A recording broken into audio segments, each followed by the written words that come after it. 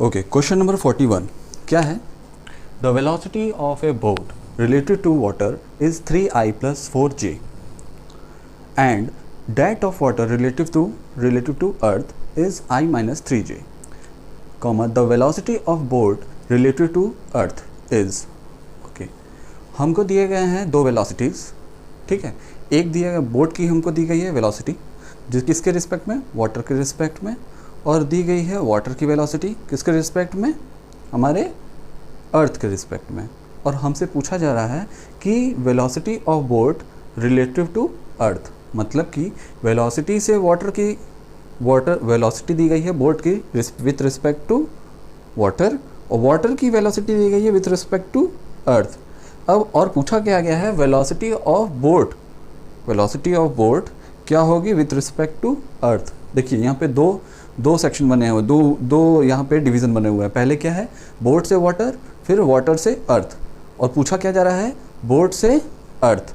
यानी कि बोट की स्पीड दी गई है किसके रिस्पेक्ट में, वाटर की स्पीड दी गई है किसमें, अर्थ के, और पूछा क्या जा रहा है कि इन दोनों के इस बोट की स्पीड अर्थ के रिस्पेक्ट में क्या होगी। ठीक है, तो बहुत सिंपल है ऐसे करना। ठीक है, आप करिए क्या, जो हमको दिया गया है वेलोसिटी विथ रिस्पेक्ट, बोट की जो वेलोसिटी दी गई है विथ रिस्पेक्ट टू अर्थ, उसको लिख लीजिए।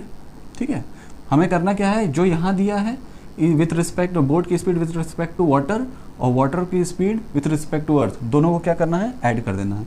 तभी हमको पूरा बोट से अर्थ तक की जो स्पीड होगी रिलेटिव स्पीड वो मिल जाएगी।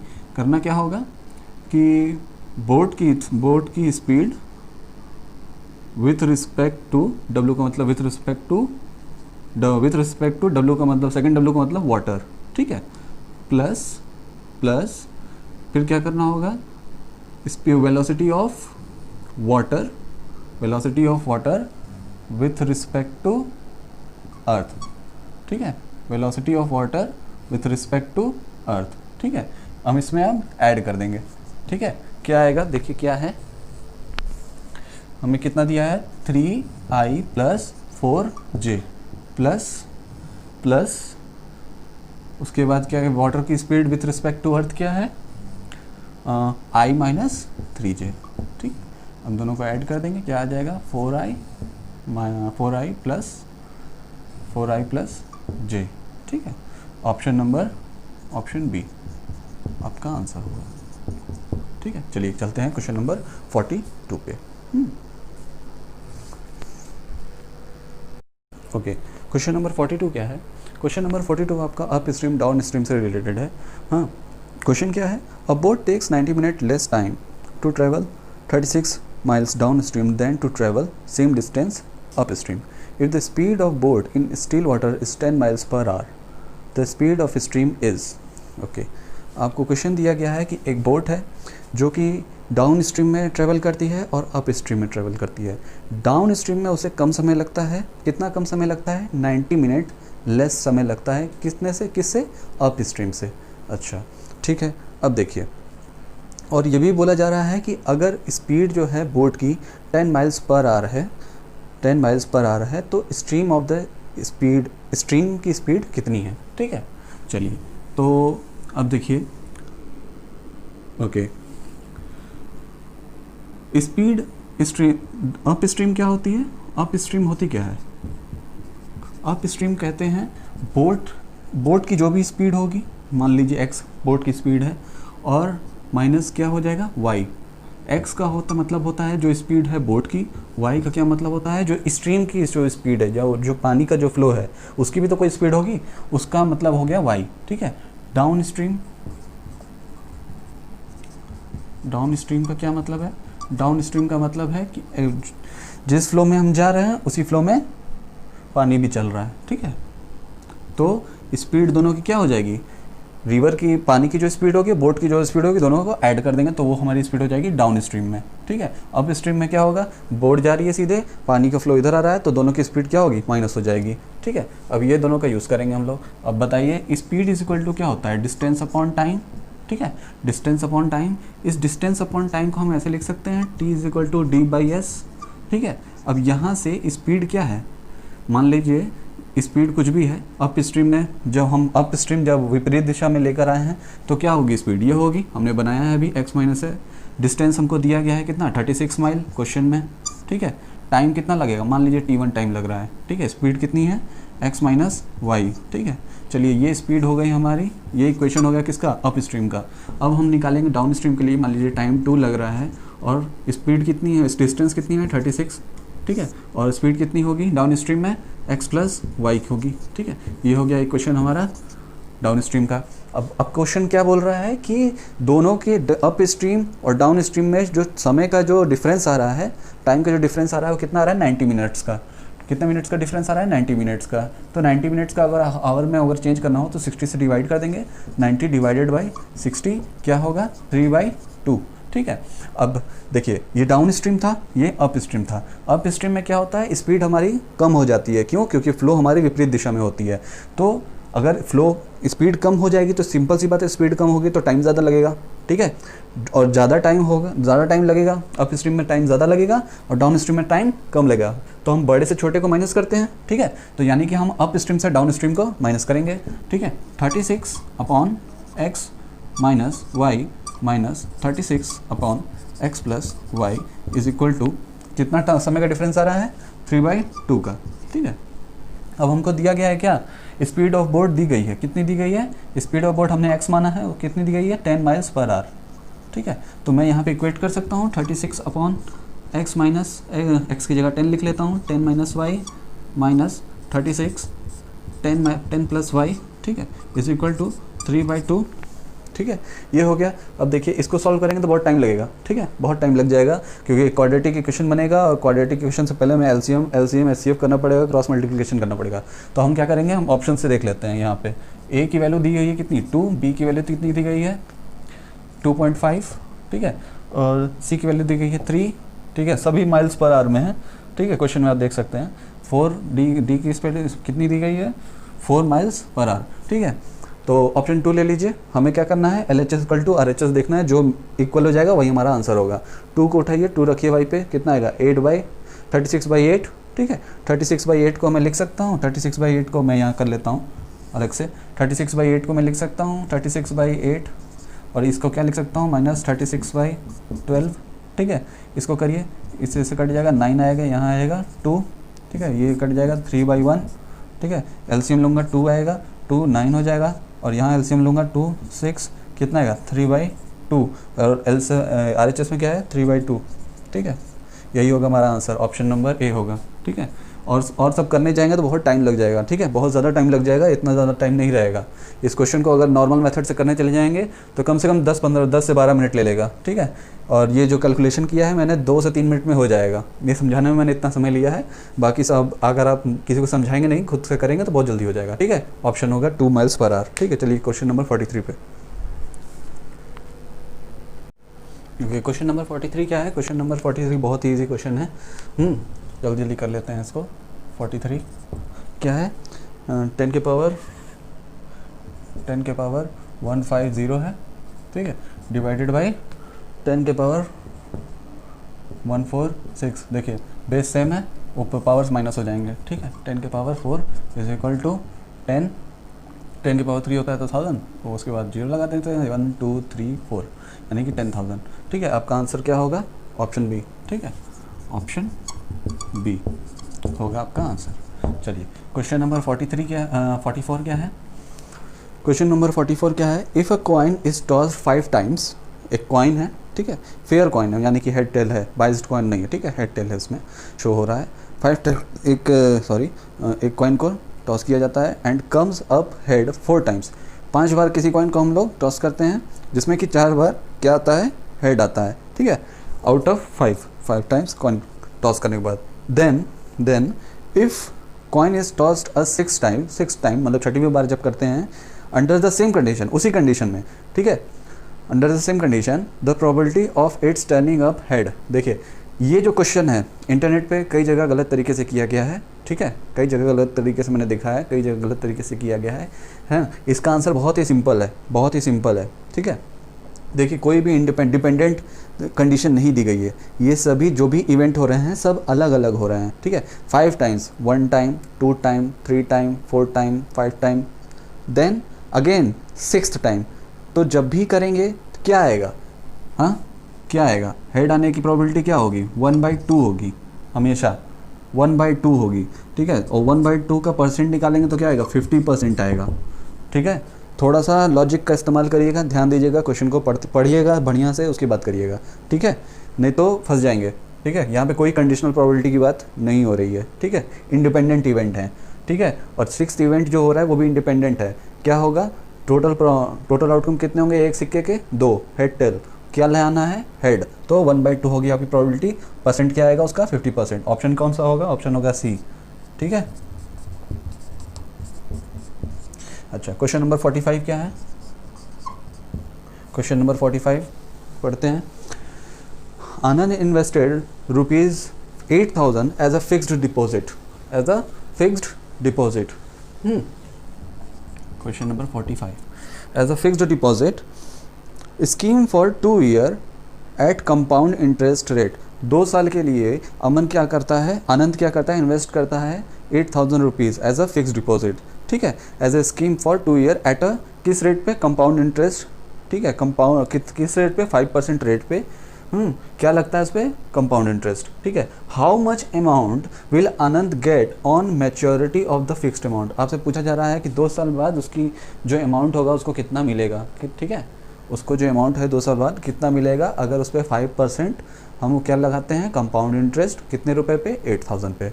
चलिए क्वेश्चन क्या है, बहुत ही ईजी है। देखिए इसमें मैं फॉर्मूले से नहीं करूँगा, मैं लैडर मेथड का इस्तेमाल करूँगा, ठीक है, बहुत ही सिंपल होता है लैडर मेथड। हाँ, अगर किसी को नहीं मालूम है इसके बारे में, नया लग रहा है, देखिए करना क्या है इसमें, अगर 3 साल का होता मैं 3 लैडर बनाता, ठीक है। 2 साल का है मैं 1 2 3, ठीक है, 1 2, और दूसरे वाले में भी, दूसरे वाले रो में 2, फर्स्ट रो में पहला। अगर 3 यहीं पे 3 साल होते तो मैं 1 2 3 लगाता, 4 होते तो 1 2 3 4, ठीक है। बताऊंगा इसको, पहले कर दूं क्वेश्चन, ठीक है। 2 साल है तो 1 2 3, ठीक है, फर्स्ट ईयर का यहाँ लिखूंगा, सेकेंड ईयर का ये लिखूंगा, ठीक है। अब देखिए करना क्या है इसमें, 8,000 है, ठीक है, 8,000 है, 8,000 में पूछा क्या जा रहा है, 5%, तो 8,000 का 5% क्या होगा, 10% इसका होगा आपका 800, 5% होगा 400, ठीक है। तो करिए क्या, सिंपल सा, फर्स्ट ईयर 400 लगा दीजिए, ठीक है, सेकेंड ईयर 400 लगा दीजिए, ठीक है, 400 हो गया। फिर अगेन आपको 5% उसमें कंपाउंड इंटरेस्ट भी ऐड करना होता है, ठीक है, कंपाउंड इंटरेस्ट। तो इस 400 का अगेन 5% निकालिए। अगर मैं 400 का अगेन 5% निकालूंगा तो क्या आएगा, 10% आपका आएगा 40 और 5% क्या आएगा 20, वो लिख दूंगा मैं यहाँ पे, ठीक है। अब देखिए इन सभी को ऐड कर दीजिए, आपका पता चल जाएगा CI कितना आएगा, CI 820, ठीक है। अब कितना 2 साल पे कितना वो जमा करेगा, यहाँ पे लिख दीजिए 820 को ऐड कर दीजिए, 0288, ठीक है, आपका हो गया ये आंसर 8820, ठीक है। ऑप्शन सी, ऑप्शन सी आपका होगा आंसर, ठीक है, ऑप्शन सी होगा आपका आंसर, ठीक है। लेडर मेथड में फिर से बता दूंगा आपको फिर कभी, अभी हम लोग का फोकस है, ध्यान इसी पे रखिए, ठीक है। और कुछ चीज़ें जैसे मैं और भी बता दूं, अगर आपसे पूछा जाए इसी में कि SI क्या होगा 2 साल का, तो ये वाला कॉलम को अगर आप ऐड कर देंगे 800 होगा SI। आपसे पूछा जाए कि डिफरेंस क्या होगा, तो डिफरेंस ये वाला होगा, ठीक है, और CI क्या होगा, पूरा CI होगा, ठीक है। चलिए अब चलते हैं हम लोग क्वेश्चन नंबर 46 पे। ओके, क्वेश्चन नंबर 46 क्या है, 46 में आपको रिलेशन फाइंड आउट करना है। आपको दिया गया है, आपको कुछ वर्ड्स दिए गए हैं जैसे कि सोप, सूप, लिक्विड, ठीक है। आपको दिया गया है सूप, लिक्विड। सूप क्या होता है, वो जो हम लोग टोमेटो सूप पीते हैं ना, टोमेटो सूप। नॉर्मली सूप जो होता है वो किस फॉर्म में होता है, लिक्विड के फॉर्म में होता है। ओके, सूप लिक्विड के फॉर्म में है, मतलब सूप की जो उसका फिज़िकल एग्जिस्टेंस है वो किस टाइप का है, सॉलिड में है, लिक्विड में है, गैस में है, मतलब ये यहाँ से रिलेशन निकल रहा है। सूप है, लिक्विड के फॉर्म में होता है तो लिक्विड बता रहा है। तो हमें कोई ऐसी चीज़ देखनी है इसमें जो किस तरीके के उसमें वो सॉलिड में है, लिक्विड में है या गैस में है, वो एलिमेंट या वो जो ऑब्जेक्ट है वो किस में पाया जाता है, हमको ये देखना है, ठीक है। तो ऑप्शन क्या है, ए वाटर, थ्रिस्ट, नहीं ये नहीं होगा। बुक, नॉलेज, ऑक्सीजन, गैस, हाँ ये मुझे मिल गया। ऑप्शन सी, ऑक्सीजन किस में होता है, गैस में होता है, ठीक है।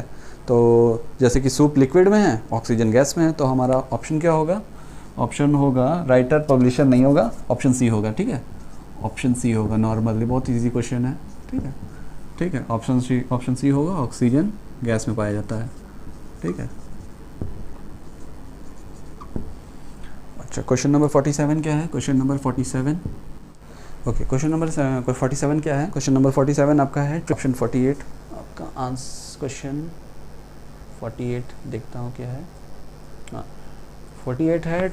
48 आपको दिया गया है ट्रायंगल हेक्सागन, ट्रायंगल हेक्सागन। अच्छा देखिए, ट्रायंगल में क्या होते हैं, 3 साइड होते हैं, 3 एंगल होते हैं, ठीक है, ट्रायंगल के अंदर, ठीक है। हेक्सागन 3 साइड 3 एंगल, ठीक है। हेक्सागन में, हेक्सा का मतलब होता है 6, हेक्सागन में क्या होते हैं कि 6 साइड होते हैं, 6 एंगल होते हैं, 6 एंगल होते हैं, ठीक है, ठीक है। अब आपको क्या बताना है, कोन स्पेयर, कोन तो ऐसा होता है यार 3D शेप में, ठीक है, स्पेयर गोल होता है लड्डू के शेप में, तो ये तो नहीं होगा, हमें कुछ ऐसा ढूंढना है, ठीक है। रेक्टेंगल ऑक्टागन, ऑक्टागन, ठीक है, रेक्टेंगल में 4 साइड होते हैं, 4 एंगल होते हैं, ठीक है।